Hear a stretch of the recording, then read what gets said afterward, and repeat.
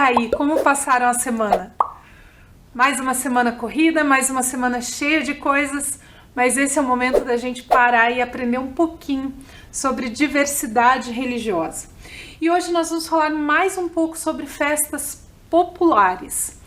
A gente já vem conversando sobre isso, sobre elementos da religiosidade nas festas populares, e hoje eu preparei uma aula especial sobre uma festa que eu tenho certeza que você conhece. Hoje nós vamos falar sobre a maior festa popular do mundo. Você consegue imaginar qual é a maior festa popular do mundo? O mundo é muito grande, né? É muito difícil da gente imaginar qual é a maior festa do mundo. Mas eu vou te dizer que essa festa, apesar de não ser uma festa que nasceu aqui no Brasil, uma festa que nasceu lá na Europa e foi trazida para cá, é a festa mais famosa do Brasil. Agora você já sabe do que nós estamos falando, não é mesmo? Nós estamos falando do Carnaval. Isso mesmo, o Carnaval é a maior festa popular do mundo. Ele não surge aqui no Brasil. Na verdade, é muito difícil até da gente precisar quantos anos ele tem ou onde ele surgiu, porque é uma festa que foi se modificando muito ao longo do tempo. Em cada lugar que ela acontece, ela adquire características diferentes, ela adquire aspectos da cultura local e por isso fica muito difícil da gente saber.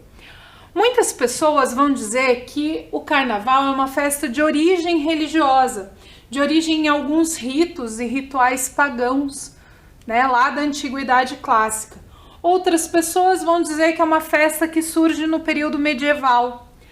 Outras pessoas vão dizer que é uma festa do pecado. Talvez você já tenha até ouvido falar festa da carne, dizendo que esse era o significado do Carnaval, e não a carne no sentido do alimento, mas a carne no sentido do pecado.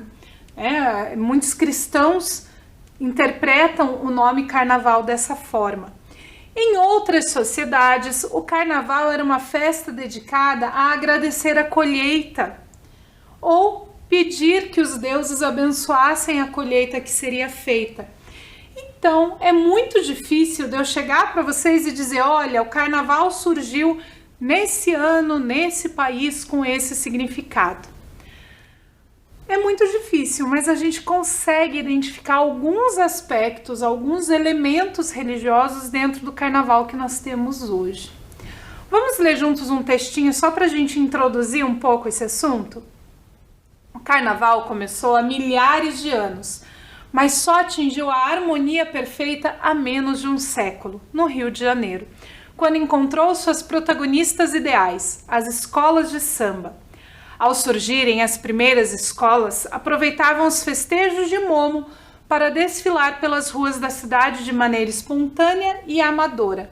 A evolução desses desfiles resultou na maior festa popular do planeta, um espetáculo midiático e luxuoso. Então, aqui no Brasil, quando a festa de Carnaval chegou, ela não era como nós conhecemos hoje. Nós não tínhamos ainda esses desfiles imensos, né? Essas escolas de samba que fazem aquele desfile bonito que a gente vê na televisão. Na televisão a gente vê sempre do Rio de Janeiro e de São Paulo, mas nós temos desfiles e escolas de samba em Curitiba, no litoral paranaense, em várias outras cidades. Não tão glamurosos e tão famosos quanto de Rio e São Paulo, mas nós temos também em outras cidades. Mas uma coisa importante da gente saber é que não foi sempre assim. Quando o Carnaval chegou aqui no Brasil, ele chegou junto com uma tradição que vinha da Alemanha e de Portugal. Isso mesmo, dois países bem distantes, bem diferentes, mas que tinham uma tradição semelhante. E foi essa tradição que chegou aqui no Brasil. Essa tradição que chegou aqui no Brasil era a tradição do entrudo. Mas é uma tradição que não deu muito certo aqui. Não pegou. As pessoas aqui no Brasil não gostaram da brincadeira, porque o entrudo era uma brincadeira que hoje a gente pode, inclusive, entender como uma brincadeira violenta. Como que funcionava o entrudo? As pessoas usavam uma fantasia de corpo inteiro, cobrindo toda a pele para ninguém ver quem estava ali, o rosto e tudo mais, completamente cobertas. E essas pessoas jogavam água, sujeira nas pessoas que estavam passando da rua. Inclusive, em algumas cidades, essa pessoa batia nas pessoas que estavam andando na rua. Eles andavam com alguns pedaços de borracha, com meias cheias de alguma coisa ali mais pesada para bater nas pessoas que estavam passando na rua. E essa era a brincadeira que se fazia no carnaval. Bem esquisita, não é mesmo? Realmente é uma brincadeira que não deu certo, não colou aqui no Brasil, as pessoas aqui não gostaram dessa brincadeira do intrudo e essa brincadeira acabou sendo substituída. E ela foi sendo substituída por pessoas que estavam ali para se divertir. No Rio de Janeiro, foi uma pessoa que começou a andar pela rua tocando um atabaque e cantando um samba. E foi ele que deu origem, então, para essa questão das escolas de samba, porque quando ele passou cantando e tocando, várias pessoas foram atrás. E aí se começou essa tradição de, no dia do festejo de Momo, que é ali no feriado de carnaval, alguém passar cantando e as pessoas irem atrás, que deu origem aos trios elétricos. Você já deve ter ouvido atrás do trio elétrico, só não vai quem já morreu? Então, os trios elétricos surgem desse movimento. E o carnaval ainda teve um outro aspecto importante. Além de trazer essa questão do samba e de popularizar o samba entre a população, era um dos únicos momentos onde os negros, os africanos e afro-brasileiros podiam sair às ruas e se divertir como todo mundo. Porque era um período em que aqui no Brasil ainda havia muita segregação. Infelizmente, eu não posso dizer para vocês que a segregação acabou, que o racismo acabou e que o preconceito acabou. Mas, durante os festejos de carnaval, era um momento em que eles conseguiam ter mais acesso à diversão, às brincadeiras, como nós vamos ver numa entrevista agora com 2 especialistas em carnaval lá do Rio Grande do Sul, que vão contar pra gente um pouquinho de como o carnaval ajudou no desenvolvimento das comunidades negras aqui do Brasil. Presta atenção nessa entrevista. O carnaval é a festa popular mais celebrada do Brasil, reunindo todas as raças e etnias. Mas os negros têm um destaque especial neste período do ano. Qual a influência da cultura negra no carnaval brasileiro? E como essa festa contribui com a formação da identidade negra? No programa de hoje, nós recebemos o compositor e pesquisador Nilo Alberto Feijó. E é nosso convidado também o historiador Marcos Vinícius de Freitas Rosa. Muito boa noite. Boa noite. Bem-vindos, boa noite, Nilo. Bem-vindos, então, aqui ao programa. Muito obrigada pela presença. Eu acho que a gente poderia começar analisando qual a importância da cultura negra no nosso carnaval brasileiro. Bem, para fazer isso, eu não poderia deixar de falar em uma data muito importante, que é a data de 1845, quando um português, no Rio de Janeiro, de posse de um instrumento que eu não sei se era um surdo, se era um tantã, se era um maracanã, saiu tocando sozinho no Rio e tal. E aí, de repente, quando ele viu, tinha um monte de gente atrás dele. Isso aí me identificava, na verdade, o primeiro momento do carnaval de rua do Brasil. O português conseguiu transmitir, levar para a comunidade por inteiro, toda a comunidade brasileira, e isso se tornou hábito. Todos os anos, todos os períodos de carnavais, as pessoas saíam para fazer o seu desfile. E a grande coisa, e a coisa mais importante que eu vejo nisso, e aí quando a gente fala no que interferiria, né, a comunidade negra, porque veja só, a libertação dos escravos ocorreu em 1888, e eu estou falando em 1845. Mas, para esse tipo de festividade, esse tipo de ação, era permitido os negros participarem.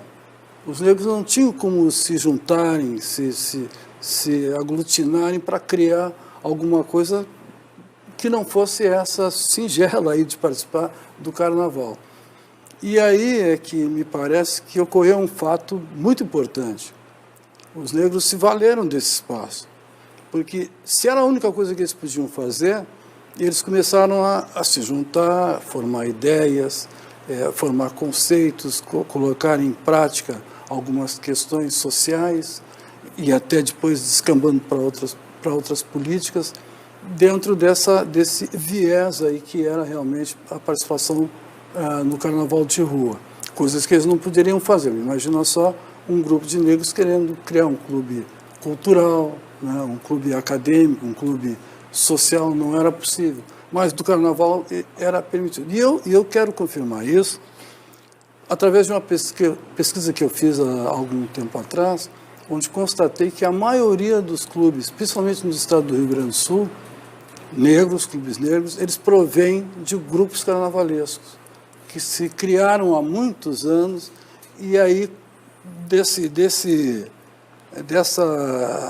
questão do entretenimento, do carnaval, eles partiram para outros segmentos, como a educação, como a cultura, que na verdade era o que eles precisavam e não conseguiam ter de forma oficial. Então eu acho que o carnaval aí favoreceu, sim, a comunidade negra. Professor Marcos, especificamente aqui no Rio Grande do Sul, como o senhor analisa essa questão da cultura negra no nosso carnaval? É importante pegar o gancho da fala do professor Nilo a respeito da participação dos negros nas agremiações negras, né? Muito pouca gente sabe que aqui em Porto Alegre, no final do século XIX, existiam 37 agremiações negras, e elas organizavam o seu carnaval e colocavam seus blocos na rua aqui em Porto Alegre já desde o final do século XIX. Outra coisa que é importante da gente ressaltar é que essas agremiações negras, não só do século XIX, mas as agremiações negras de Porto Alegre do século XX também, não organizavam só as festas de carnaval, elas não tinham uma função somente festiva. Né? Essas agremiações negras, elas organizavam as festas de carnaval, elas ofereciam um tratamento médico odontológico para os seus associados, elas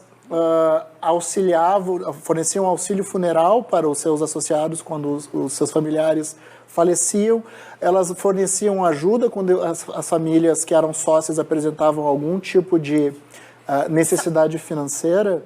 Então, a agremiação carnavalesca, ela cumpre uma função política e social na família dos seus associados negros ao longo do ano, que não fica restrita somente aos dias de festa, né? Tinha alguma pergunta? Não, por favor. E aqui, mais especificamente em Porto Alegre, Marcos, como é que foi essa configuração? Isso aconteceu em todo o estado? Aqui na capital teve características próprias? As agremiações negras com participação festiva, elas têm em várias cidades do estado. Tem em Porto Alegre, tem em Pelotas, tem em Rio Grande, tem em outras cidades do interior também, e cumprindo essa mesma função carnavalesca, né? São agremiações voltadas para as festas de carnaval, mas que acabam cumprindo uma função que se extrapola os dias de festa, né? E que extrapola principalmente a função festiva. Elas não estão preocupadas somente com a festa em si mesma. A festa é apenas um dos objetivos que elas cumprem ao longo do ano, né? Então elas ajudam a população negra também em diversos outros aspectos, né? Há uma questão de formação da identidade também, Nilo? Com certeza. Como vocês avaliam? O Vinícius aborda essa questão de forma muito positiva, e eu até queria colocar, assim, como exceção, uma sociedade que nesse bloco todo, que a gente sabe que se criaram através do carnaval, para depois começarem a se modificar, né, dentro daquilo que elas, na realidade, precisavam, principalmente a educação, né, Vinícius, que era fundamental. Nós éramos analfabetos por decisão institucional, né? O negro era analfabeto porque não tinha como estudar. Então, uma das grandes preocupações nessa área cultural era realmente pela educação.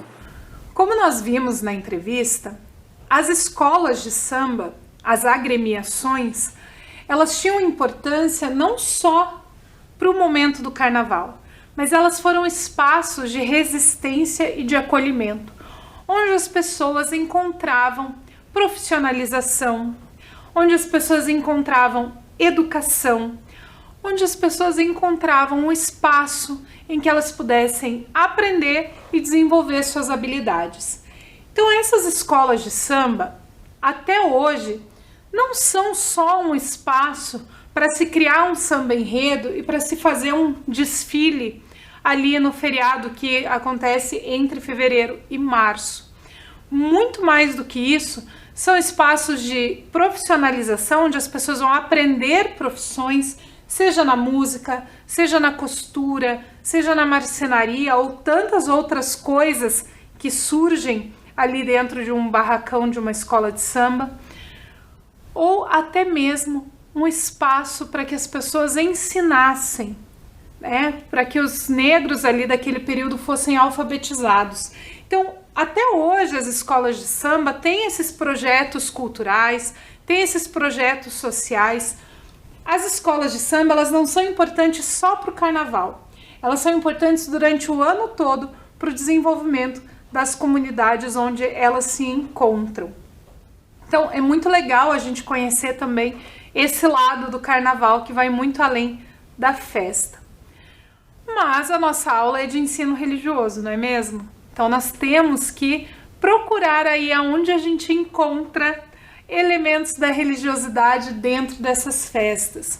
E nós encontramos muitos elementos da religiosidade de matriz africana, seja pela presença do próprio samba, dos instrumentos musicais que são ali tocados, seja por aspectos como o samba enredo de várias escolas que vem trazendo a religiosidade de matriz africana para o sambódromo e também para o nosso dia a dia. Esses sambas enredo têm contribuído muito para a gente conhecer um pouco mais dessas religiões. O historiador Marcos, que a gente viu na entrevista, ele fala sobre a importância do carnaval por ser um momento em que as pessoas estão mais abertas ao diferente, estão mais abertas para ouvir, estão mais abertas para cantar, para se divertir e assim também para aprender sobre a religiosidade de matriz africana. Como a gente pode ver nesse texto de Rocha e Silva, que fala que os sambas enredos do carnaval carioca têm, de modo sistemático, dedicado à exploração de aspectos da religiosidade africana do Brasil. Inúmeras agremiações têm em seus enredos a presença dos orixás.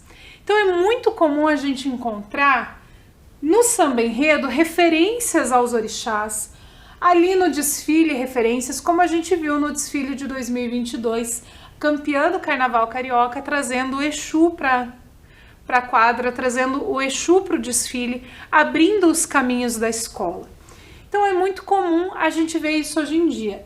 Infelizmente não foi sempre assim. Nós já tivemos momentos da nossa história em que isso não era possível, em que isso não era permitido. Mas hoje a gente já encontra esse espaço. Além disso, nós temos também a Ala das Baianas. A Ala das Baianas, ela foi criada como um elemento para trazer essa religiosidade para o sambódromo. Então, uma das exigências é que as baianas viessem ali no coração da escola. Elas não vêm no fundo, elas não vêm no início, elas vêm no meio da escola, no coração da escola de samba. E elas vêm trazendo na sua vestimenta esses elementos da religiosidade de matriz africana, como as vendedoras de acarajé, como as mães de santo, como as médiuns dos terreiros. Então elas vêm com essa vestimenta que traz para o sambódromo também a presença da religiosidade de matriz africana ali no coração da escola. Um outro aspecto bem importante também da religiosidade de matriz africana está no estandarte. Não na simbologia que ele traz, não nas palavras que ele traz, que normalmente traz o nome da escola, mas é muito comum que antes do desfile, esse estandarte seja levado até um terreiro, para que ele seja benzido e abençoado, para que o desfile ocorra da melhor forma possível. Então, os dirigentes dessas escolas de samba levam esse estandarte até o terreiro para fazer esse rito de abençoar esse elemento que vai fazer parte do desfile ali nas mãos da porta-bandeira, que também é uma personagem muito importante do desfile de carnaval. Em cidades como Curitiba, nós temos outros aspectos importantes no carnaval que são muito culturais, como aqui nós temos o desfile dos zumbis, nós temos shows de rock no carnaval, que é um pouquinho da cultura local. Mas mesmo assim, a religiosidade está presente lá na avenida, quando nós temos o desfile das escolas de samba de Curitiba, ou quando nós temos o grito de carnaval, que é aquela abertura dos desfiles lá no primeiro dia, com um grupo chamado Afoxé, que é um grupo que traz todos esses elementos da religiosidade de matriz africana para as apresentações de carnaval aqui também da nossa cidade. Então o carnaval é essa festa popular, essa festa que é do mundo, a maior festa popular do planeta, que foi trazida aqui para o Brasil pelos colonizadores, mas que aqui encontrou um solo fértil, encontrou aqui com os afro-brasileiros, que encontrou aqui com uma cultura muito rica, muito bonita e que transformou essa festa no que a gente conhece hoje, que é famoso no mundo inteiro, que vem gente do Japão para assistir os nossos desfiles, que vem gente de todo canto para participar dessas festividades. Uma festa que reúne negros e brancos, ricos e pobres, todos ali se divertindo. Seja qual for a religião, seja qual for a idade, todo mundo pode se divertir nos festejos de carnaval. E com essa festa tão bonita, a gente encerra o nosso assunto sobre festas populares religiosas do mundo e a gente volta na semana que vem para falar mais sobre diversidade, mas com outro assunto. Nós vamos aprender a identificar a religiosidade em outros aspectos da cultura popular. Por isso, lembre sempre daquele nosso recadinho de toda semana. Lave muito bem suas mãos, tome bastante água para ficar bem hidratado, bem feliz, bem saudável, para quem sabe, no próximo carnaval, a gente se esbarrar por aí em alguma festa, não é mesmo? Na semana que vem a gente volta para falar mais sobre diversidade e mais sobre elementos religiosos na cultura popular. Até lá!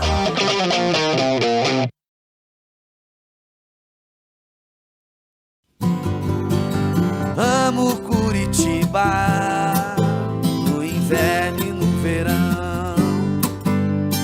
Tem a Rua 15, mas também o Boqueirão.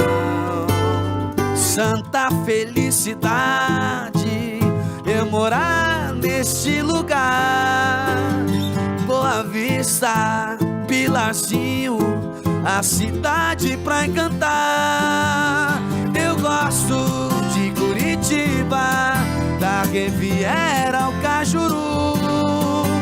Eu gosto de Curitiba, meu São Francisco e meu Xaxim. Eu amo Curitiba, Luz dos Pinhais pelo Querubim. Eu amo Curitiba, o meu Guaíra, meu novo mundo. Eu amo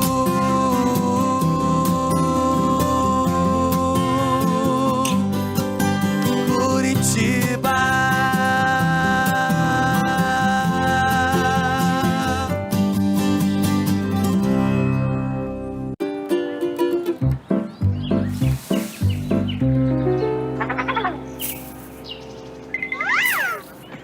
A família Folhas está de volta com um recado para você.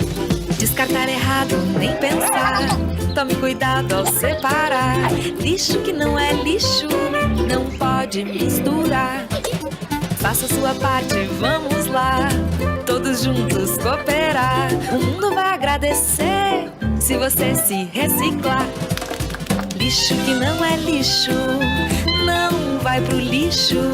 Separe. A família Folhas voltou para ajudar todos os curitibinhas a separar melhor o lixo. Esse é mais um presente no aniversário da nossa querida cidade. Lixo que não é lixo, não vai pro lixo. Separe. Prefeitura de Curitiba, 329 anos. Orgulho de ser. Em uma área de 4.435 metros quadrados, é um espaço inédito no Brasil, dedicado à educação para a prática agrícola sustentável em ambientes urbanos. O local reúne os mais modernos métodos de plantio de alimentos saudáveis sem agrotóxico. Energia solar. 72 módulos fotovoltaicos fornecem energia elétrica com potencial de geração de 30 megawatts por ano. Captação de água da chuva. Sistema de captação e reservatórios com capacidade de 25 mil litros que abastecem o sistema de irrigação. Banco de alimentos. Evita o desperdício de alimentos, conectando doadores e entidades sociais e também recebe os alimentos produzidos na fazenda urbana. Cozinha Escola. Espaço para aprendizado no preparo, conservação, higienização, aproveitamento integral e aspectos nutricionais dos alimentos.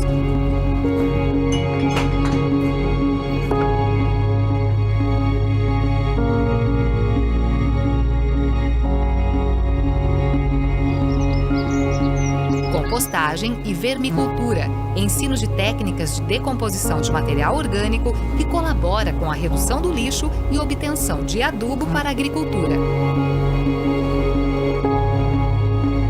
Estufas, replicação de espécies, triagem de mudas e cultivo protegido para espécies mais exigentes em condições climáticas.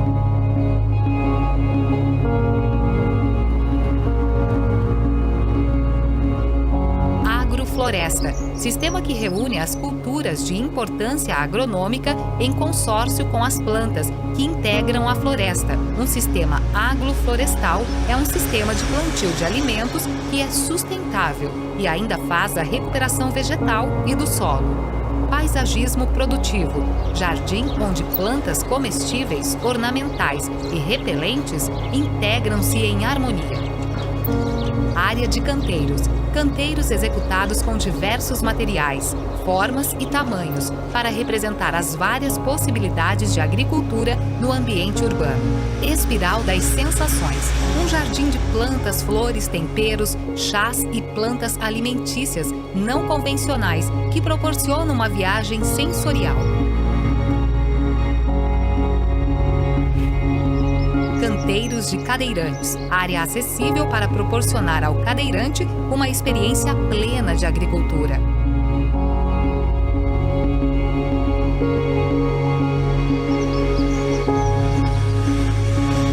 Jardins de mel, colmeias de abelhas jataí, mandaçaia, guaraico, mirim e manduri, formam o ecossistema apícola de espécies fundamentais para o equilíbrio ambiental e a produção agrícola.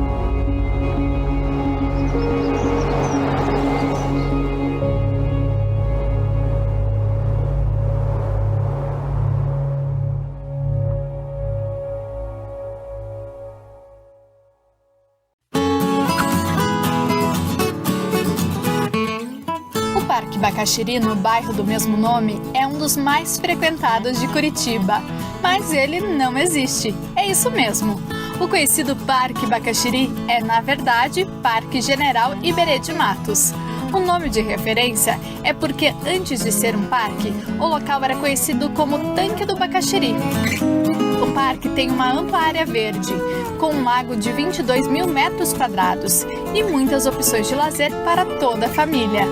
Tem parquinho, cancha de areia, pista para caminhar ou correr e equipamentos para se exercitar. Também tem quiosques com churrasqueiras e lanchonete. É lazer e diversão para todos os gostos. Para quem vai a pé ou de bicicleta, o acesso principal é pela rua Paulo Naldoni, onde fica o portal do parque. Para quem vai de carro, tem estacionamento. E para quem vai de ônibus, as opções são os alimentadores Tingui, São José e Solar, que saem do Terminal do Cabral. O horário de funcionamento é das 6 da manhã às 10 da noite, todos os dias da semana.